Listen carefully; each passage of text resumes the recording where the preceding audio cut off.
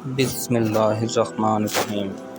بخاری اور مسلم میں بنی اسرائیل کے ایک قاتل کا واقعہ نقل کیا گیا ہے۔ حضور اکرم صلی اللہ علیہ وسلم نے اللہ کے ہاں توبہ کی قبولیت سے متعلق صحابہ کرام کے سامنے بنی اسرائیل کے ایک قاتل کا نہایت خوبصورت اور ایمان افروز واقعہ بیان فرمایا کہ بنی اسرائیل میں ایک شخص چوری، ڈکیتی اور قتل میں بہت مشہور تھا اور نہایت معمولی سی بات پر قتل کر دیتا تھا۔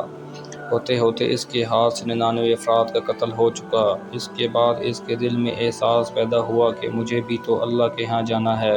چنانچہ یہ فکر بڑھتی رہی اور لوگوں سے معلومات کرتے ہوئے سرگردہ پھرنے لگا کہ میری توبہ قبول ہو سکتی ہے یا نہیں۔ کسی عالم شخص سے ملاقات کی فکر ہوئی کہ معلوم کیا جائے کہ ایسے شخص کی توبہ قبول ہو سکتی ہے یا نہیں۔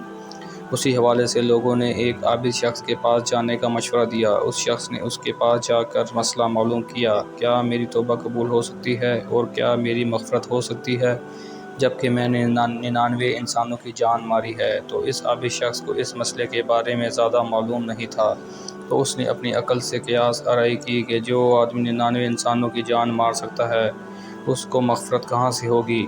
چنانچہ اس نے کہہ دیا کہ تیری توبہ قبول نہیں ہوگی۔ تو اس شخص نے غصے میں اور جلال میں آ کر اس کو بھی قتل کر کے 100 کا حصہ مکمل کر دیا کہ جب میری توبہ قبول نہیں ہونی تو تجھے بھی ختم کر کے 100 پورے کر دیتا ہوں۔ چنانچہ اس نے 100 کا حصہ مکمل کر دیا، مگر اس کے دل میں پھر بھی یہ خیال تھا کہ میری مغفرت کی کوئی نہ کوئی شکل ضرور موجود ہوگی۔ اس لیے اس نے لوگوں سے پھر معلومات کا سلسلہ جاری کر دیا کہ روئے زمین میں سب سے بڑا عالم کون ہے، وہی میرے مسئلے کا حل بتا سکتا ہے۔ آخر لوگوں نے اس کو بتلایا کہ فلاں جگہ ایک عالم رہتا ہے، اس سے جا کر معلوم کرو۔ چنانچہ اس نے اس عالم صاحب کے پاس جا کر اپنی زندگی کی ساری کارگزاری سنائی اور 100 آدمیوں کو کس طرح سے قتل کیا سارا کارنامہ سنا دیا۔ معلوم کیا کہ اب بتلائیے کہ میری توبہ قبول ہو سکتی ہے یا نہیں؟ کیا اللہ کے ہاں مجھے جیسے گناہ گار کے لیے بھی مغفرت کا کوئی خانہ ہے؟ تو اس عالم صاحب کو چونکہ علم تھا تو اس نے بتلایا کہ تیرے گناہ معاف کرنے میں اللہ کے ہاں کوئی رکاوٹ نہیں۔ اللہ کی رحمت کا سمندر تجھ جیسے گناہ گاروں کے گناہوں سے بہت بڑا اور بہت وسیع ہے۔ چنانچہ اس عالم صاحب نے اسے مشورہ دیا کہ تم فلاں جگہ سفر کر کے جاؤ، وہاں کچھ اللہ کے بندے رہتے ہیں، ان کا مشغلہ صرف اللہ کی عبادت ہے، ان کے ساتھ مل کر اللہ کی عبادت کرو اور نادم ہو کر اپنے گناہوں کی معافی مانگو، انشاءاللہ تمہاری مغفرت ہو جائے گی۔ جب اس شخص نے آدھا راستہ طے کر لیا تو ملک الموت آ گئے۔ اب اس کی روح لے جانے کا مسئلہ کھڑا ہوا۔ آسمانوں سے رحمت کے فرشتے بھی آئے اور عذاب کے بھی۔ رحمت کے فرشتے کہنے لگے، اس کی روح لے جانے کا حق ہم کو ہے، اس لیے کہ یہ سچے دل سے تائب ہو کر عبادت کے لیے جا رہا ہے۔ عذاب کے فرشتے کہنے لگے کہ اس کی روح لے جانے کا حق ہم کو ہے، اسی لیے کہ اس شخص نے کبھی کوئی نیکی کا کام نہیں کیا۔ اسی دوران آسمانوں سے ایک فرشتہ آیا۔ بعض روایات سے معلوم ہوتا ہے کہ یہ آنے والا فرشتہ حضرت جبرائیل امین تھے۔ چنانچہ اس فرشتے نے تشریف لا کر ان دونوں طرح کے فرشتوں کے درمیان یہ فیصلہ کیا کہ دونوں طرف کے مسافت ناپ کر دیکھ لو، جہاں سے آ رہا ہے اس کی مسافت قریب ہے یا جہاں جا رہا ہے وہاں کی مسافت، لہٰذا جہاں کی مسافت قریب ہو اس شخص کو وہاں والوں میں شمار کر دیا جائے۔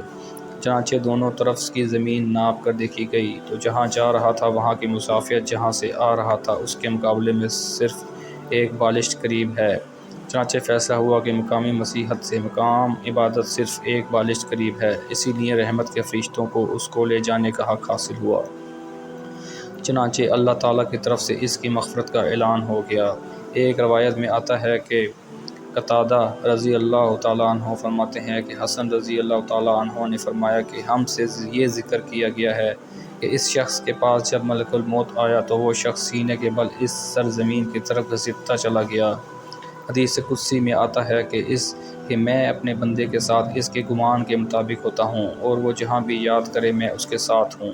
بخدا اللہ تعالیٰ اپنے بندے کی توبہ سے اس سے زیادہ خوش ہوتا ہے جتنی خوشی تم میں سے کسی ایک شخص کو ہوتی ہے جس کا جانور بیابان میں گم ہو کر پھر اسے مل جائے، اور جو شخص ایک بالشت میری طرف آتا ہے میں ایک ہاتھ اس کے قریب ہو جاتا ہوں، اور جو شخص ایک ہاتھ میرے قریب آتا ہے میں اس کے ایک باغ یعنی پھیلائے ہوئے دونوں ہاتھوں کے درمیان کی مسافت کے قریب جاتا ہوں۔ اور جب وہ میری طرف چل کر آتا ہے تو میں اس کی طرف دوڑ کر آتا ہوں۔ انسان جب بھی سچے دل کے ساتھ توبہ کرے گا تو اللہ تعالیٰ ضرور قبول فرمائے گا انشاءاللہ۔ یہ واقعہ خصوصاً ان حضرات کے لیے ہے، ان کی حوصلہ افزائی اور معاونت کا سبب ہے جو کہ بڑے بڑے گناہ کر کے اب مایوسی کی زندگی گزار رہے ہیں، کیونکہ شیطان انہیں مایوس کرتا ہے۔ بہرحال گناہ گار کو شیطان کی باتوں میں آ کر مایوس نہیں ہونا چاہیے، بلکہ اللہ کی رحمت سے اچھی امید رکھ کر سچی توبہ کے ذریعے اپنے آپ کو صاف کر لینا چاہیے۔ اللہ تعالی ہم سب کو عمل کرنے کی توفیق عطا فرمائے، آمین۔ ملتے ہیں اگلی ویڈیو میں، تب تک کے لیے اللہ حافظ۔